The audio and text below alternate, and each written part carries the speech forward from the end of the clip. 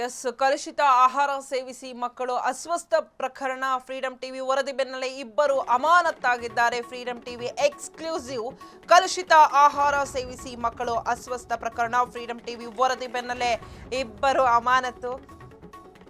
ಮೊರಾರ್ಜಿ ದೇಸಾಯಿ ವಸತಿ ಶಾಲೆಯ ಪ್ರಾಂಶುಪಾಲ, ವಸತಿ ನಿಲಯದ ವಾರ್ಡನ್ ರವಿ ವಾಲಿ ಅಮಾನತು.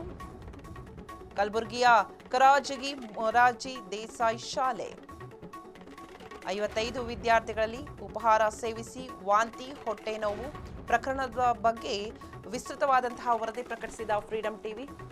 ಕರ್ತವ್ಯ ಲೋಪ, ಬೇಜವಾಬ್ದಾರಿತನ ತೋರಿದ ಹಿನ್ನೆಲೆಯಲ್ಲಿ ಅಮಾನತು. ಕರ್ನಾಟಕ ವಸತಿ ಶಿಕ್ಷಣ ಸಂಸ್ಥೆಗಳ ಸಂಘದಿಂದ ಆದೇಶ.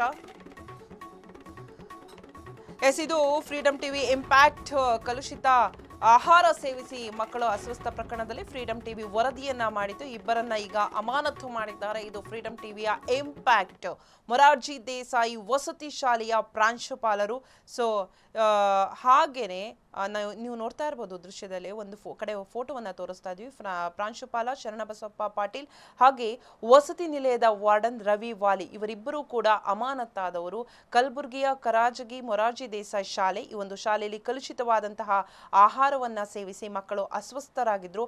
ಇದನ್ನ ನಮ್ಮ ಟಿವಿ ಅಂದ್ರೆ ಫ್ರೀಡಂ ಟಿವಿ ವರದಿಯನ್ನ ಮಾಡಿತ್ತು. ಇದರ ಇಂಪ್ಯಾಕ್ಟ್ ಆಗಿ ಇವರಿಬ್ಬರು ಕೂಡ ಅಮಾನತ್ತಾಗಿದ್ದಾರೆ. ಫ್ರೀಡಂ ಟಿವಿ ವರದಿ ಬೆನ್ನಲ್ಲೇ ಇವರಿಬ್ಬರನ್ನು ಕೂಡ ಅಮಾನತು ಮಾಡಿದ್ದಾರೆ. ಒಬ್ಬರು ಪ್ರಾಂಶುಪಾಲರು ಹಾಗೆ ಇನ್ನೊಬ್ರು ವಸತಿ ನಿಲಯದ ವಾರ್ಡನ್.